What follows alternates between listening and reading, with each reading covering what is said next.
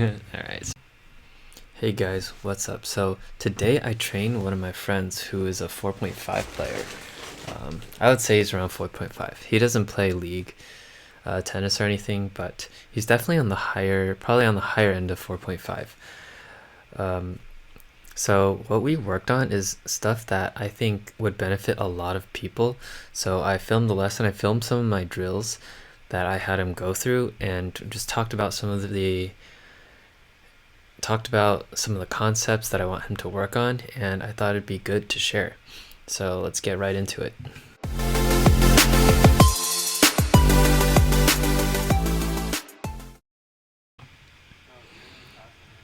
Alright, so we start off with medicine ball throws, and all of these are close stance right now, so I'm just tossing down the line and he's tossing cross court. And this is a really good warm-up because it kind of gets you into the rhythm and the flow that you want to be in when you're hitting. So don't be afraid to kind of toss away from the other person. So they have to move a little bit, transfer their weight, and throw the ball. So it's important to do this open stance as well, because you need to be able to still shift your weight even if you're running to the side open stance.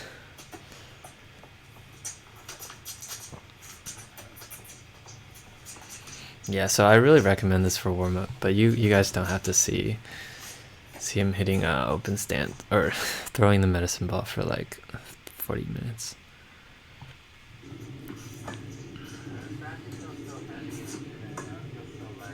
Alright, so warm-up, okay? This is really important. People underestimate this part of their hitting session, basically. So when you're warming up short court, you want to be able to feel the ball on your strings. You don't want to just spin it and go like this to get the ball short. You want to feel the ball on your strings. You want to feel the ball on your strings, and you want to extend a little bit. Slow down the stroke and really feel the stroke. Alright. Anyway, that's all I have for now. Look at this guy. Oh damn, A+. A+ for looks, Victor. Alright, I'm just warming him up. I'm just hitting him some shots. That's all. One thing I can say though is his ball is pretty damn heavy. He muscles it a lot, but his ball is pretty tough. It's hard to handle. That's why I would say that given the type of opponent, like some people are just not going to be able to handle his ball, because he's got some racket speed, especially like during matches. He tends to tighten up but swing harder, so then his his ball actually comes in pretty heavy. It's just that sometimes he gets too tight and then he starts missing a little bit. But yeah, so I'm telling him to rotate through, let his left side come through on his backhand more, especially because of his grip. Sweet. Yeah, so he's rotating through a little bit more now, but still a lot of quick finishes and on the. So I always vary the height of my feeds when someone's working on something, so they can feel what it is at every single height. That's super important, because you can't just apply this thing to your the most comfortable shot by your waist, right? If you can't do it on the other heights, you might as well not. You haven't gotten good at it yet, and it just means that you're not going to be able to use it well in a match, because the ball is not going to be by your waist every single shot in most cases, unless you're playing someone that just hits that way every time. Alright, let's go to the next. What I'm doing here is I have this cone here, and I want him to just make his, basically what you're seeing on the camera. I just want him to get his weight in front and through the cone as effortlessly and as smoothly as possible, forcing him to actually go forward. You see here the power is a little more effortless, and from the warm-up, when I was just feeding him balls, he's a lot more forward. He's not on his back foot as much. Alright, so now I'm just feeding. We have the cone there just as a reference to where he should be going. So it's starting to look better, honestly.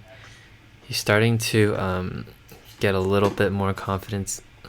You can see his body weight is not nearly as on his back foot as before, and we're focusing on down the line because you have to extend. You have to extend in order to go down the line. You can kind of like cut it short and still manage to get the ball cross court sometimes, but if you go down the line and you cut your follow through short, you're going to hook it back to the middle. So yeah, just a couple of reps of him hitting down the line. So we're working on his backhand, and the main theme right now is spacing. He has trouble getting too close to the ball usually. So I started him off with a progression, and this is going to be him going away from the ball. So I'm gonna have him hit. I'm gonna feed mostly down the middle. He's gonna alternate inside out forehands and inside out backhands. Let me start from the beginning. So yeah, that's just me demonstrating. Alright, so you'll see when he starts off. You'll see that when he starts off, it's just awkward. Like, it's easy to forget the backhand. And you might say, like, you're never gonna really hit an inside out backhand. You're never gonna run around your forehand and hit a backhand. But I'll tell you why this is important. Okay.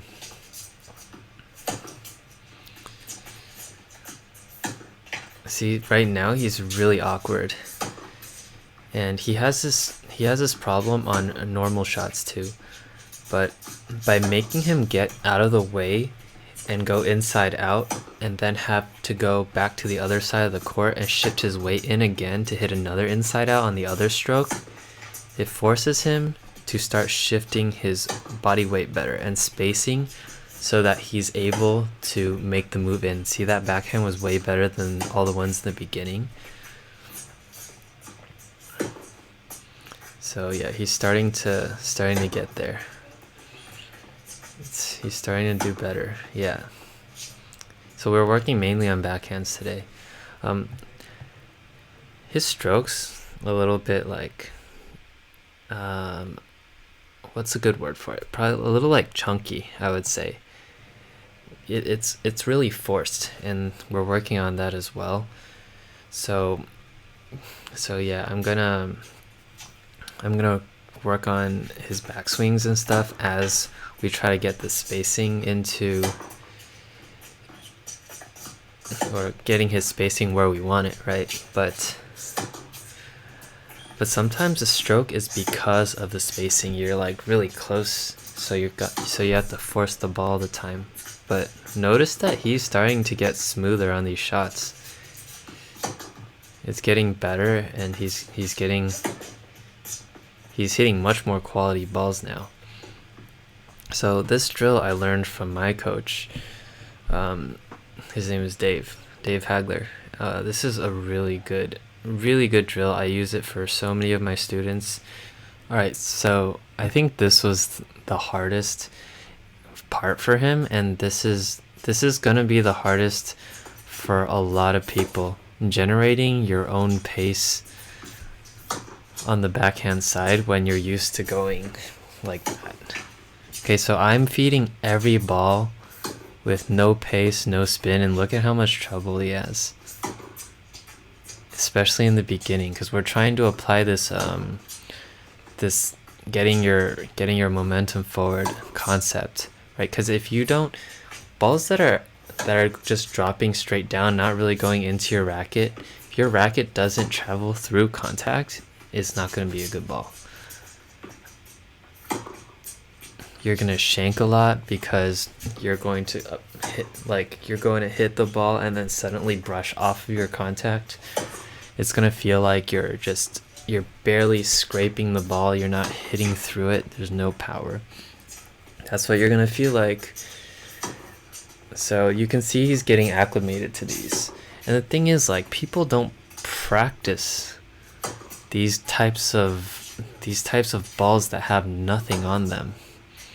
And it's like they go into a set or a match and then they get these balls and they don't know what to do with them, or they can't consistently hit them well, and they're like, oh, I'm just missing, the easy ones. But the thing is, you're not practicing those.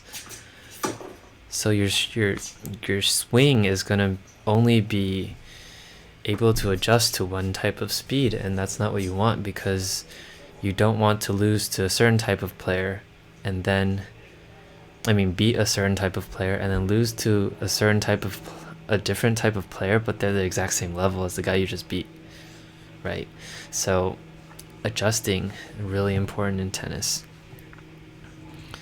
So yes, pay attention to that. Let's see him hit a couple more. Oh my god, we have a guest. Hey baby. Let's watch Victor.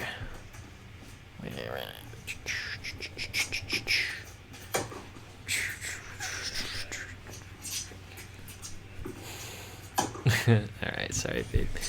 You can go over there. Oh.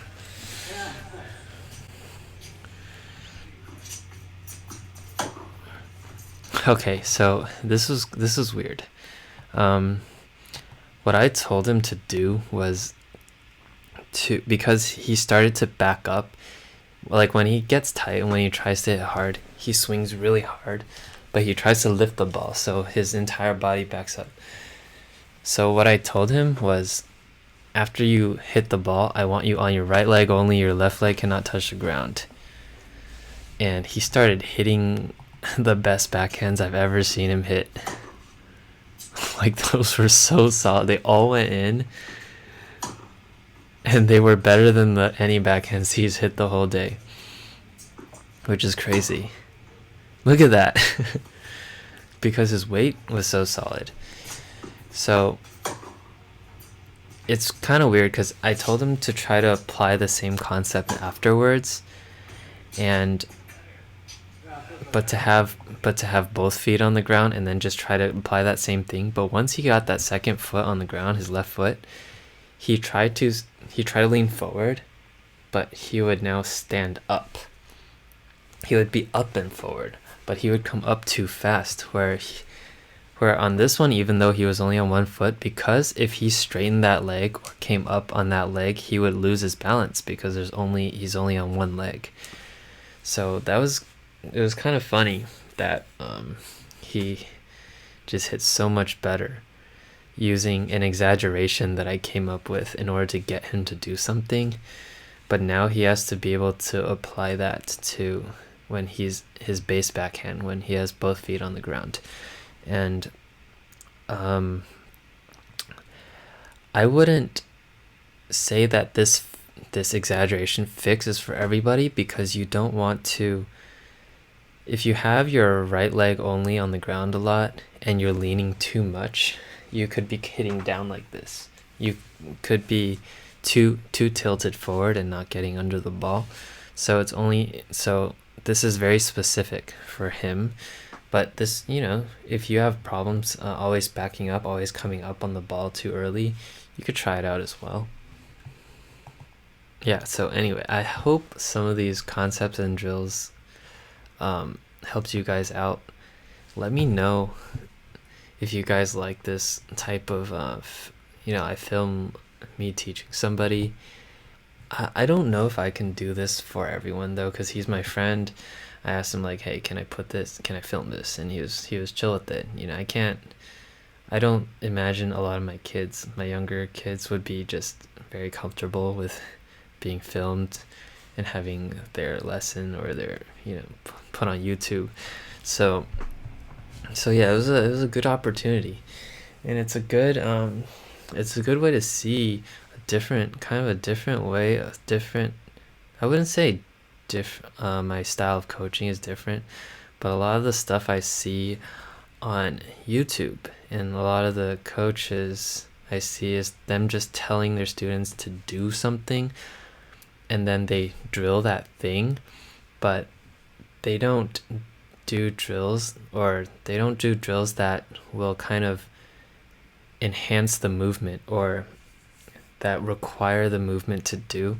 They'll trick their body into doing the movement rather than just say, well, why don't you just make your swing this way or do this.